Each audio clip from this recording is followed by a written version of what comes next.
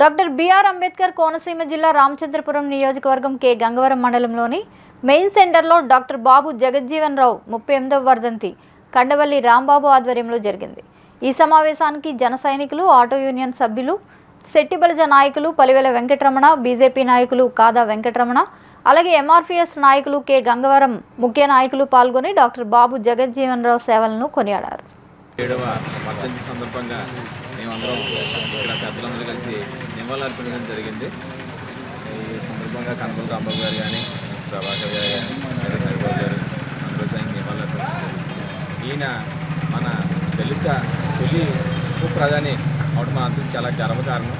ఇటువంటి వ్యక్తిని ఇటువంటి సందర్భంలో నేను చూడకపోయినా సరే స్మరించుకోవడం మాకు చాలా ఆనందంగా ఉంది.